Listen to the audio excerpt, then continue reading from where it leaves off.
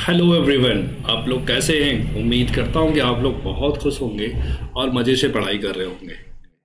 आज के इस वीडियो में मैं बात करूंगा क्लास 10th आईसीएसई फिज़िक्स के सॉल्यूशन के बारे में।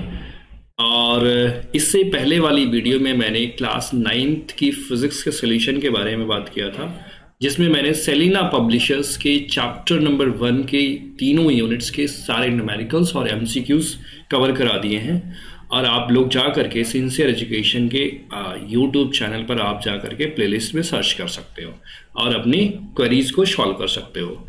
आज की इस वीडियो में बताऊंगा क्लास 10th की फिजिक्स, और इससे पहले वाले इससे क्लास 10th का एक लेक्चर मैंने ऑलरेडी कवर कर लिया है, जो कि वो भी फर्स्ट चैप्टर पर ही बेस्ड है। इसमें मैंने एमसीक्यूज 2 एमसीक्यूज हैं वो मैंने लिया था और 5 न्यूमेरिकल क्वेश्चन लिया था। ओके, तो आज उसी सीरीज को आगे बढ़ाऊंगा। आज मैं न्यूमेरिकल्स क्वेश्चन नंबर 6 से लेकर क्वेश्चन नंबर 12 कंप्लीट कराऊंगा। ओके, मेरा नाम है कृषि सर और आप देख रहे हो सिंसियर एजुकेशन का यूट्यूब चैनल। ओके, तो वेट ना करते हुए क्वेश्चन को स्टार्ट करते हैं। ये रहा क्वेश्चन स्क्रीन पर।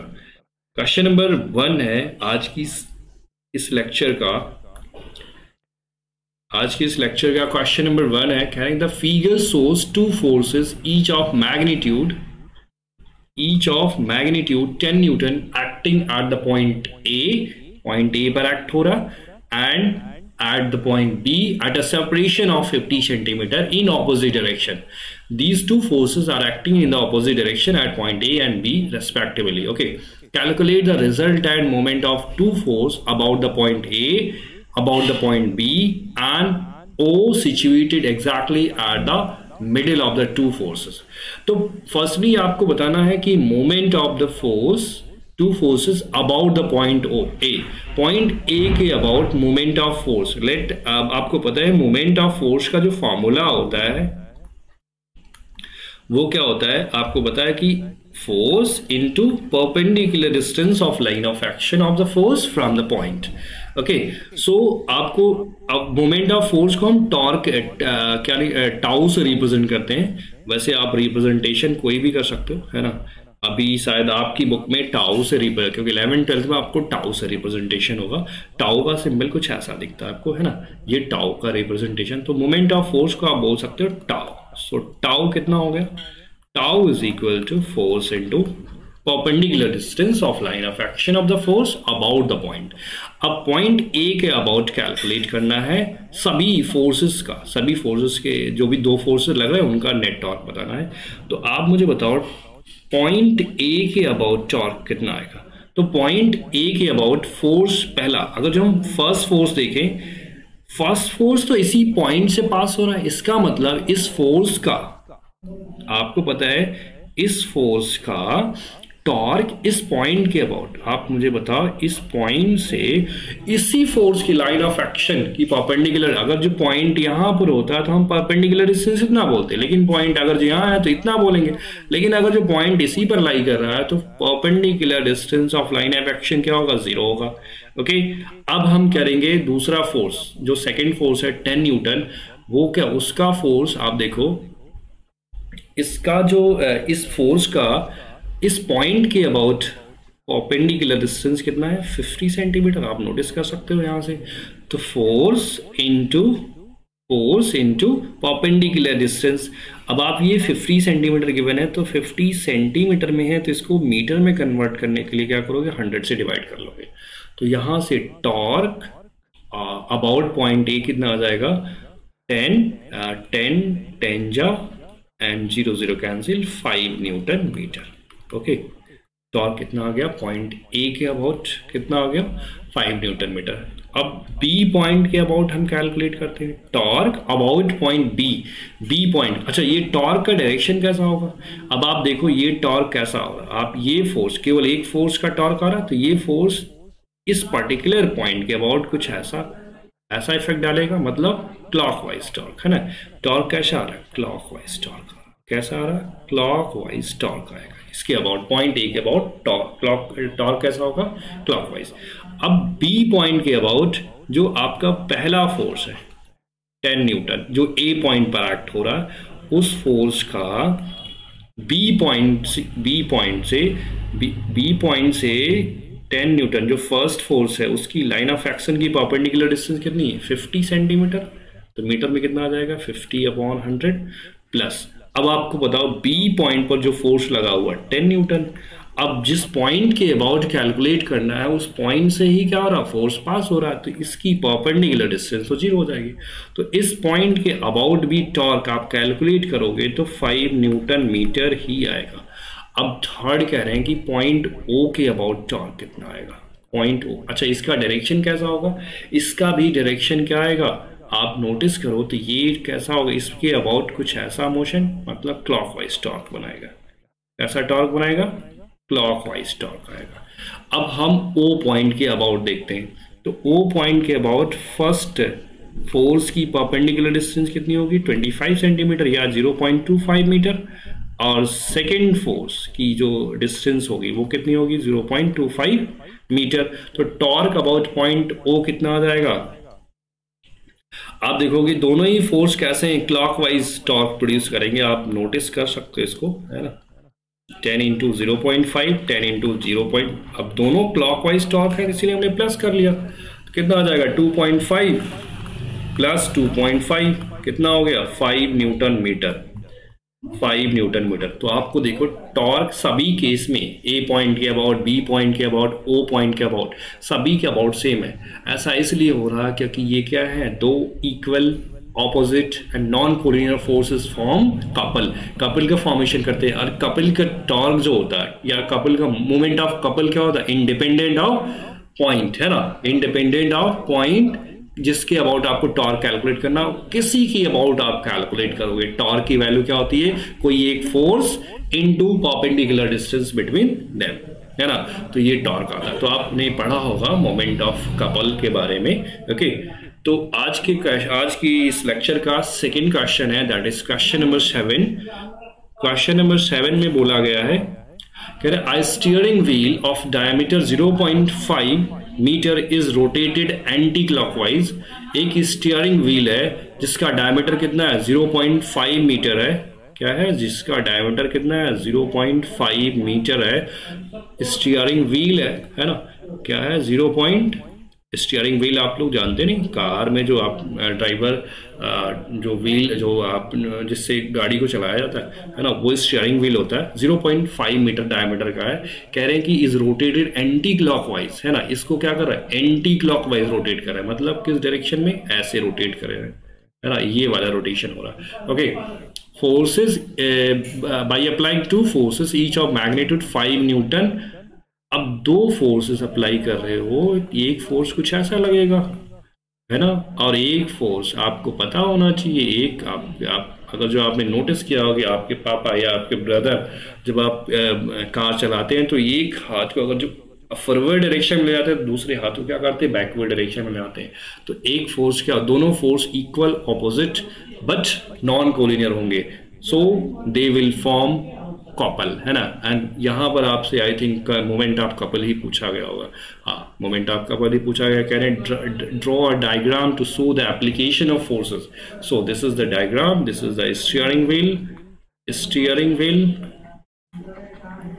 This is the steering wheel.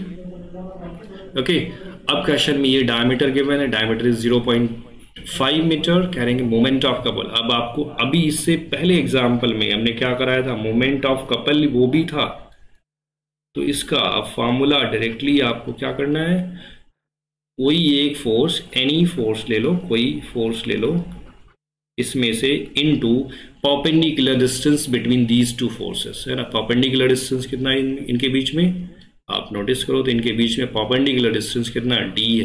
तो एनी फोर्स, कोई एक फोर्स ले लिया 5 newton into perpendicular distance between them 0.5, so this is equals to 2.5 newton metre. Okay, so this is the moment of couple applied. Okay, question number 8 आज के session का, कहने का a uniform meter scale is pivoted at the midpoint, a weight of 50 gram force is suspended at one end. Okay, कह रहे हैं where should a weight of 100 gram force be suspended to keep the rule in horizontal. Okay, कह रहे हैं कि एक uniform metre rule है, uniform metre rule है, मीटर रूल होगा तो क्या होगा, उस पर 0 से लेकर के 100 तक की मार्किंग होगी, 0 से लेके 100 तक मार्किंग होगी। कह रहे हैं is pivoted at mid point, mid point पर पियोटेड है, इसका मतलब ये 50 सेंटीमीटर है।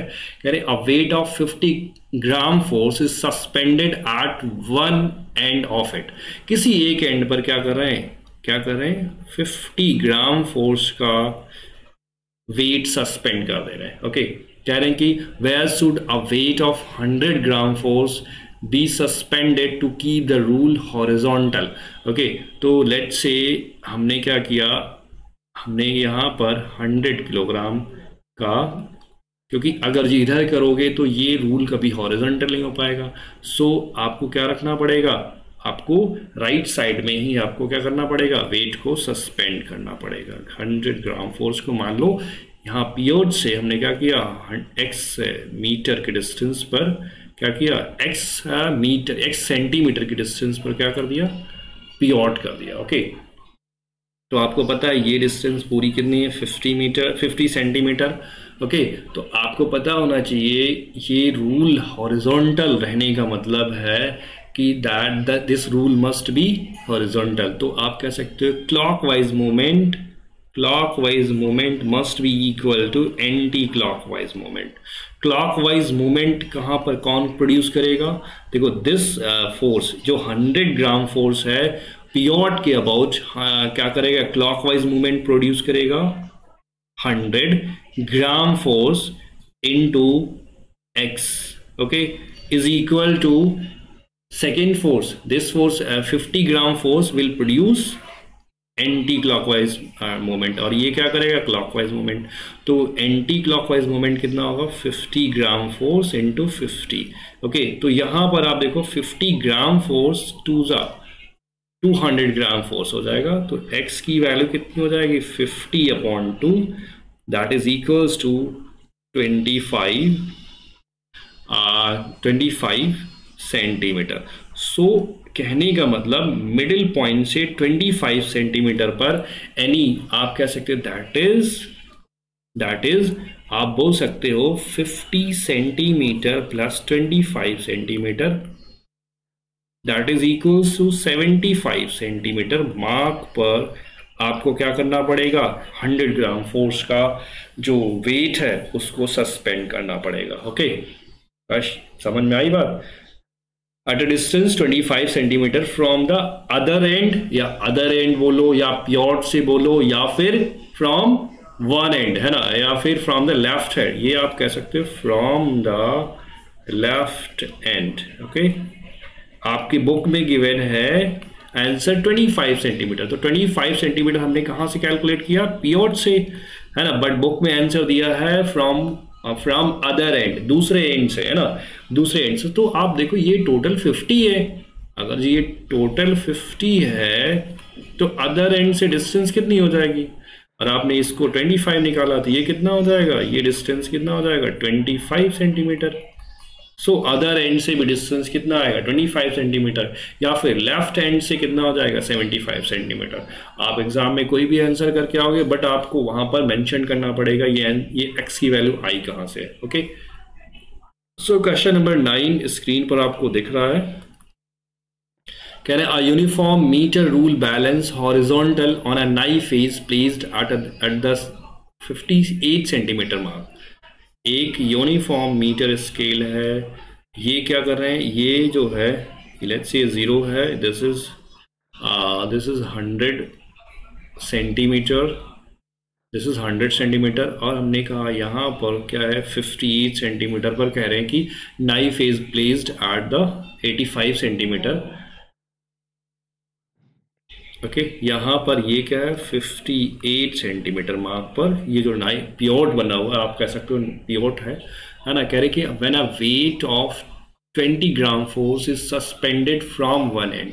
ओके, तो ये बैलेंस हो जाता है ना, कह रहे हैं कि draw a diagram of the arrangement, what is the weight of the rule, rule का वेट भी बताना।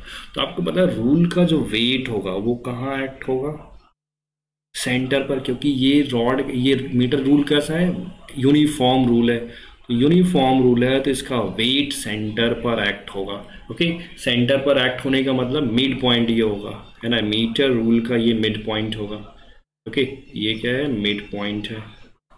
मिड पॉइंट होने का मतलब ये डिस्टेंस कितना हो जाएगा, ये डिस्टेंस हो जाएगा 50 सेंटीमीटर, ये डिस्टेंस कितना हो जाएगा 50 सेंटीमीटर।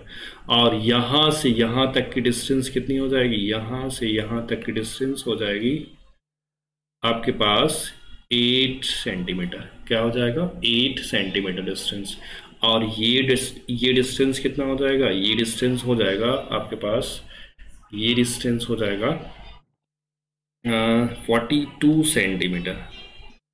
अब क्वेश्चन में ये कहा इन्होंने, कह रहे हैं कि एक 20 ग्राम फोर्स का वेट एक एंड पर सस्पेंड कर दिया सो दैट ये uniform metre rule horizontally balance हो जाए, है ना। तो आप सोचो, जरा दिमाग लगाओ, ये हम वेट को कहाँ रखें, वेट को कहाँ पर रखना चाहिए। तो वेट आपको रखना किधर चाहिए, तो आप मान लो, वैसे आप मान लो कि आप कॉमन लाइफ में आप सोचो जरा, वेट को अगर जो आप राइट साइड में रखते हो तो ये जो आपका 20 ग्राम फोर्स है उसको राइट साइड में रखते हो तो आप कह सकते हो ये जो स्केल है ये बैलेंस होने के चांसेस, बैलेंस हो जाएगा, चांस क्या, बैलेंस हो ही जाएगा, है ना।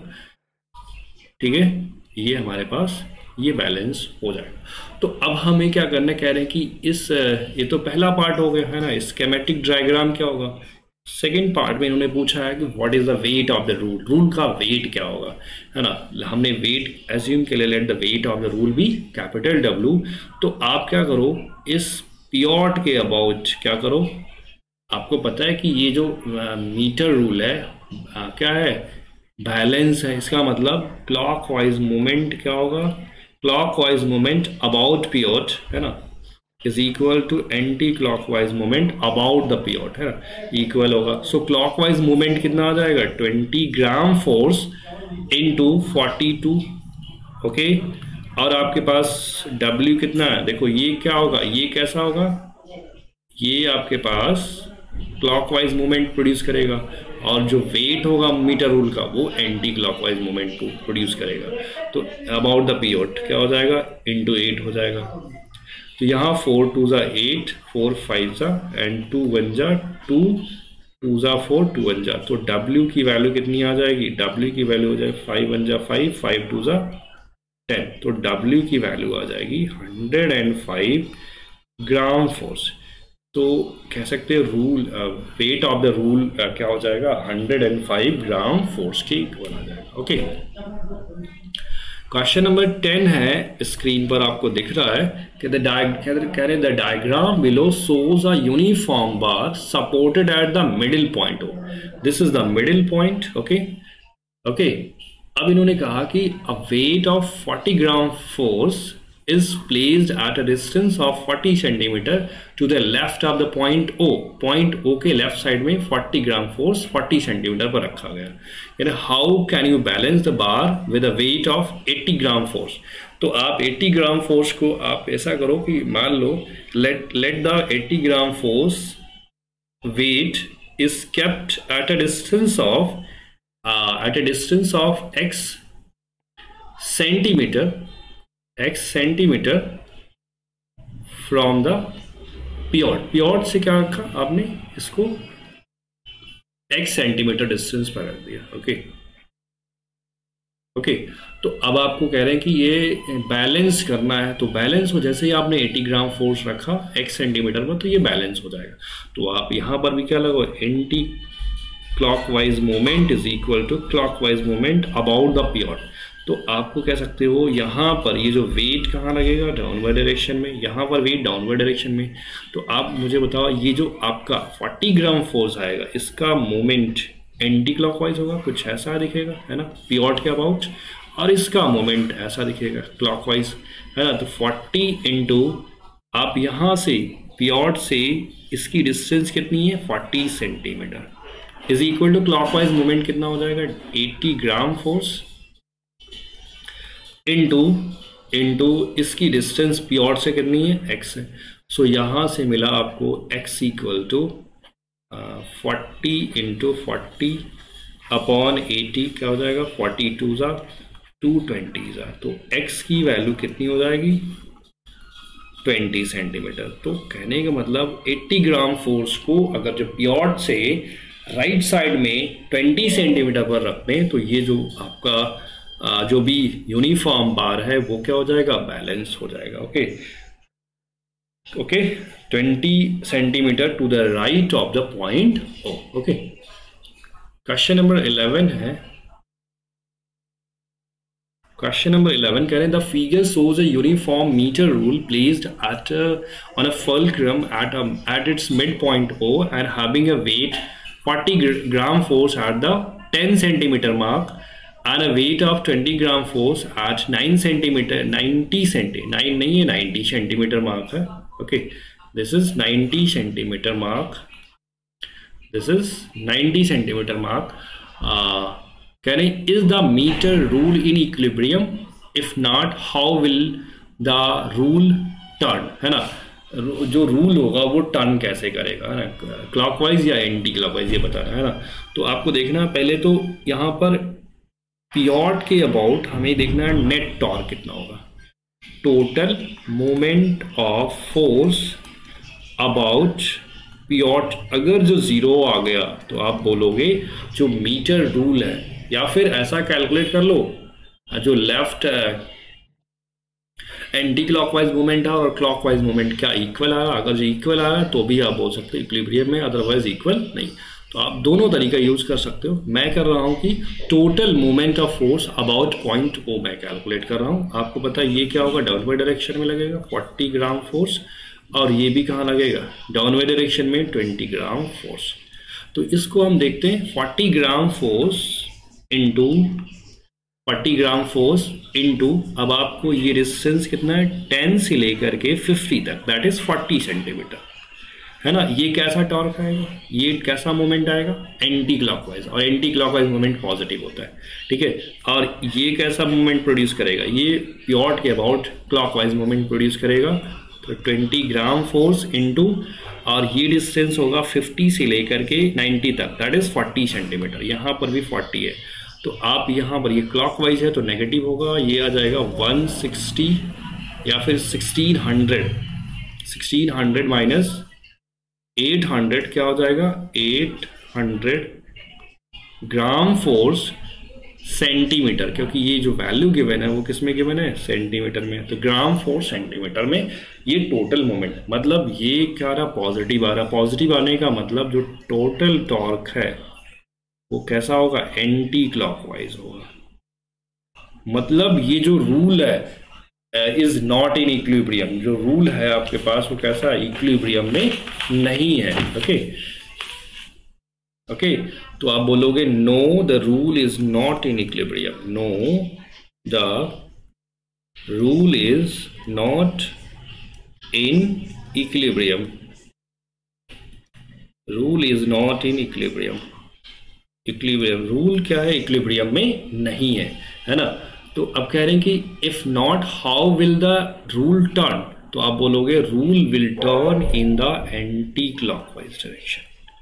क्या होगा anti clockwise direction, okay anti clockwise ये टर्न कर जाएगा। ओके अब क्वेश्चन में बी पार्ट में इन्होंने पूछा है, बी पार्ट में कह रहे हैं how can the rule be brought in equilibrium by using an additional wait of 40 gram force. एक 40 ग्राम फोर्स का वेट कहाँ रख दिया जाए सो दैट ये क्या हो जाए, ये हो जाएगा ये जो है इक्विलिब्रियम में आ जाए। तो आप यहाँ सोचो, दिमाग लगाओ जरा, यहाँ जो आपके पास एंटी क्लॉकवाइज मूवमेंट आ रहा था, एक एंटी क्लॉकवाइज मूवमेंट आ रहा था वो क्या था 1600 था, और क्लॉकवाइज मूवमेंट क्या आ रहा था, 800 आ रहा था। इसका मतलब क्लॉकवाइज मूवमेंट थोड़ा सा और बढ़ जाए, मतलब कितना बढ़ जाए, 800 और बढ़ जाए तो काम बन जाए। इसका मतलब हमें जो ये जो भी वेट लगाना है 40 ग्राम फोर्स का, वो कहाँ लगाना है, पिवट के राइट साइड में लगाना है ना। अदरवाइज क्या होगा, इधर मैं करता हूँ तो एंटी क्लॉकवाइज मूवमेंट और बढ़ जाएगा, एंटी क्लॉकवाइज मूवमेंट बढ़ जाएगा तो अभी भी नेट जो टोटल मोमेंट ऑफ फोर्स वो जीरो नहीं हो पाएगा। सो हमने कह दिया लेट हमारे पास जो 40 ग्राम फोर्स है उसको हमने पिवट से क्या रख दिया, x सेंटीमीटर की डिस्टेंस पर राइट साइड में रख लिया, ठीक है, पुट कर दिया। तो अब हम करते हैं कि अब ये कह रहे हैं कि अब हमें ये, अगर जब हमने ये पुट कर दिया कंडीशन के अकॉर्डिंग, तो ये अब क्या हो जाएगा, रूल क्या हो जाएगा, इक्विलिब्रियम में आ जाएगा। इक्विलिब्रियम में आने का मतलब हो गया अब इस पर नेट टॉर्क की वैल्यू क्या हो जाएगी, total moment of force about point O क्या हो जाएगा, total moment of force about O क्या हो जाएगा, जीरो हो जाएगा। या फिर ऐसा करो, जो क्लॉकवाइज मूवमेंट है उसको एंटी क्लॉकवाइज मूवमेंट के इक्वल कर दो।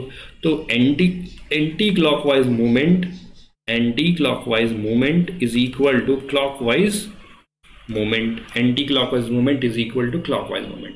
तो एंटी क्लॉकवाइज कौन सा है, 40 ग्राम फोर्स का इनटू अबाउट द पिवट हम कैलकुलेट कर रहे हैं, है ना।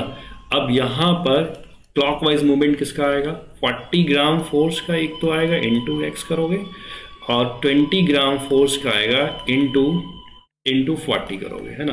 तो यहां से इसको सिंप्लीफाई करने पर आपको जो मिलेगा वैल्यू वो हो जाएगा, यहां से 1600 minus 800 is equal to 40x, which implies that 40x is equal to 800, which implies that x equal to आ जाएगा 20 सेंटीमीटर। तो कहने का मतलब हमें जो 40 ग्राम फोर्स का वेट है उसको पिवट के राइट साइड में 20 सेंटीमीटर के डिस्टेंस पे अगर रख देते हो तो क्या हो जाएगा, वो बैलेंस हो जाएगा। या फिर जो आपके मीटर या 70 सेंटीमीटर पर, या फिर आप इसको यही बात क्या लिख सकते हो, आप मुझे बताओ यहां से डिस्टेंस कितना है, 20 सेंटीमीटर, है ना।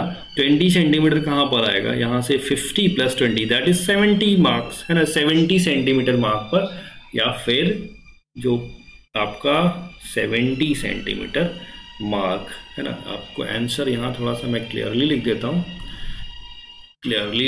आंसर को यहाँ पर, और जो और हो जाएगा 20 plus 50 that is equals to 70 centimetre, है ना। 70 सेंटीमीटर मार्क पर ये जो आपका वेट है 40 ग्राम फोर्स वो पुट करना पड़ेगा, है ना। इतने मार्क, मीटर रूल है तो उसमें मार्किंग बनी होती है ना, ओके। तो ये आपको 70 सेंटीमीटर के मार्क पर अगर जो 40 ग्राम फोर्स रख दिया जाए तो ये रूल क्या हो जाएगा, इक्विलिब्रियम में हो जाएगा, ओके। आज की लेक्चर का लास्ट क्वेश्चन है, when a boy weighing 20 gram force sits at one end of a 4 meter long seesaw, है ना। एक 40 ग्राम फोर्स 20 ग्राम फोर्स का बैठता है ना, 4 मीटर लॉन्ग सीसॉ में, है ना। It gets depressed at this end, है ना, क्या है, डिप्रेस्ड हो जा रहा है। How can it be brought to be the to the horizontal position by a man weighing 40 gram force. मान लिया ये हमारे पास सीसॉ है ना, और ये जो 20 किलोग्राम फोर्स का बॉय है, कुछ ऐसे 20 किलोग्राम फोर्स का बॉय है ना। ये 4 मीटर लॉन्ग सीसॉ है ना, क्या है, 4 मीटर लॉन्ग सीसॉ है, ओके। अब कह रहे हैं कि इसमें जो है 20 किलोग्राम फोर्स, ये आपका जो बॉय का वेट है ना। अब इसको बैलेंस करना है, हॉरिजॉन्टल पोजीशन में लाना है बाय ए मैन जिसका वेट कितना है, 40 ग्राम फोर्स। मान लिया पिवट से इस मैन को हमने कितने डिस्टेंस पर रख दिया, x मीटर की डिस्टेंस पर रख दिया, x मीटर डिस्टेंस पर पुट कर दिया।